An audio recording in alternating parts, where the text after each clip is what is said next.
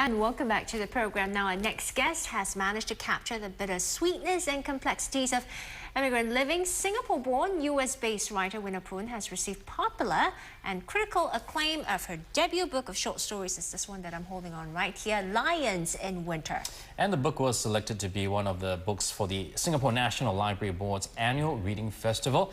It also made it to the top 10 of Singapore's bestseller list and was shortlisted for the prestigious Frank O'Connor Short Story Prize. That's right. It's a pretty good reception for a first book there. And we have with us this morning, it's author Wena Poon who's joining us. Thank you for coming in, Wena. Thank you very much. Okay, let's take a look at this book, Lions in Winter. Why is it titled so, and what is the book all about? Well, the title is my attempt to pun on several things. The Lion in Winter is a very famous American movie based on a British king. And so I was just sort of thinking that it kind of reflects our colonial history and, you know, our Anglo-American literary background. But really what it is there is a short story in there by the same title, and it's a Singaporean in a Chinatown restaurant in New York. It's a winter's day, and he looks out of the restaurant and he sees the Chinese lion dance being performed as the snow is falling from the sky. And that is a really arresting image because I actually saw that image, which inspired me to write that short story. Because in Singapore, we see the lion dance every Chinese New Year, but we've never seen it in the snow. Right, and that was when I realized I'm not at home anymore. That's quite sad. I know. Yeah. What are the main themes running throughout the short stories in your book? Is there one? Yeah, well, I think in order to put a collection together, my editor and I really wanted to have some common themes running through. And I think the most common theme is, first of all, there's a Singaporean embedded in every story.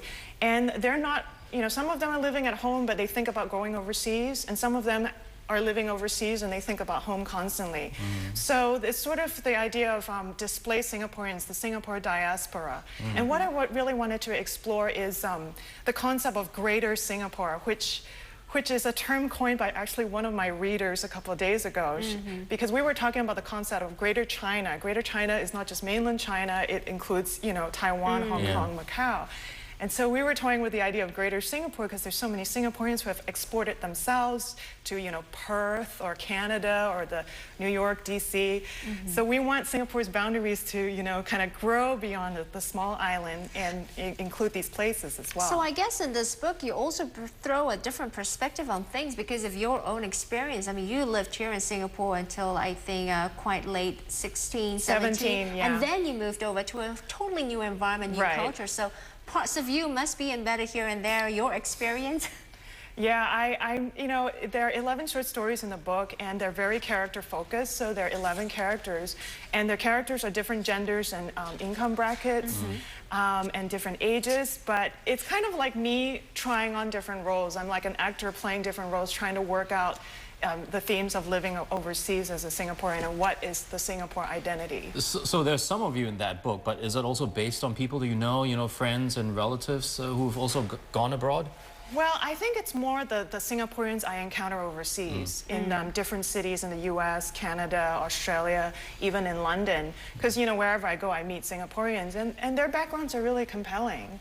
So do you find that these people are caught between, you know, living in the West but being Eastern as well? And do they end up choosing one or the other? Yeah, identity crisis.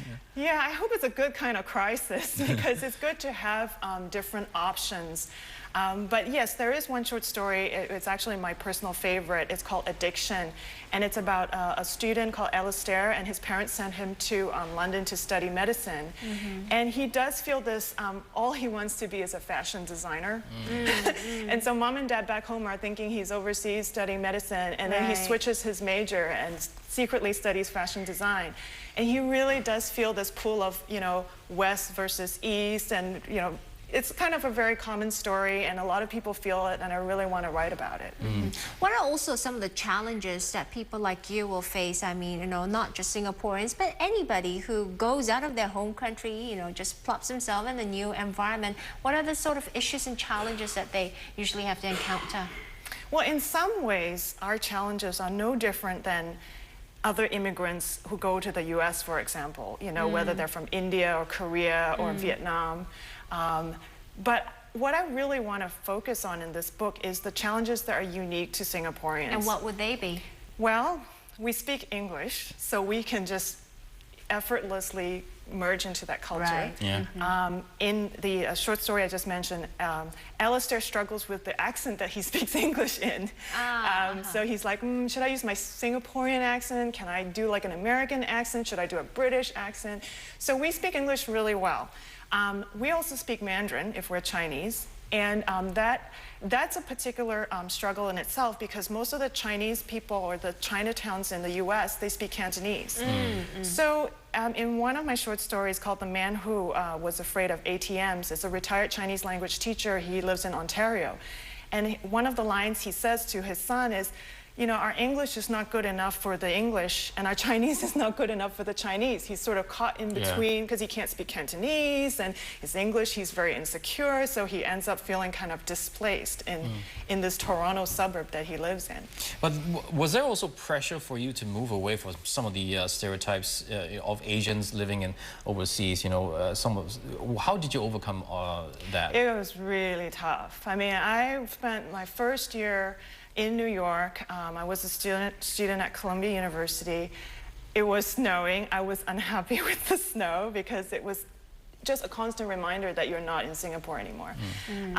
You know, people didn't, back in 1991, people didn't know very much about Singapore. Even today, you know, the first two things they say is caning, chewing gum.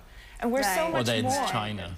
Or that we're in China. And we're so much more. And what I'm hoping is, you know, I hope to encourage more writers to explore the Singapore identity and do it in English so that this book hopefully gets picked up in the West and people read about us and know who we are because we're so much more than caning, chewing gum.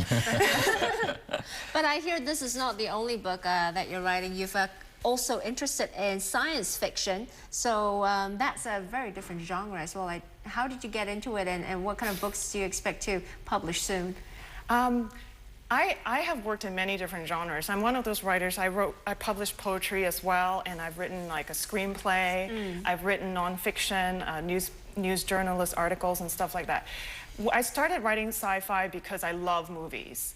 And in the summer of 2005, I was actually in Singapore, and I just watched the Batman movie. And it left me very, very unsatisfied as a woman, because I find that Hollywood has gone through a lot of these there's a resurgence of interest in comic book movies, and they're just spectacular, and I love them. But the girl has nothing to do.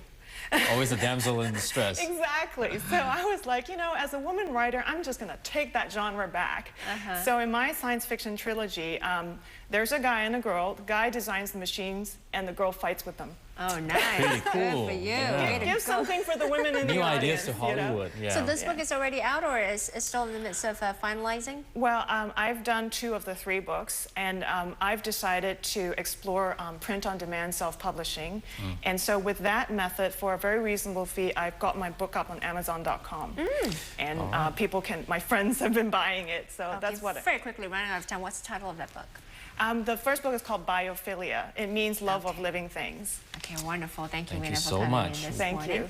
And we've been speaking to writer Wena Poon about her book, Lions and Winds. It's quite a catchy title here.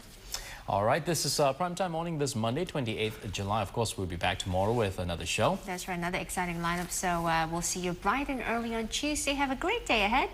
Meantime, the news continues on Channel News Asia. We'll see you soon. Bye-bye.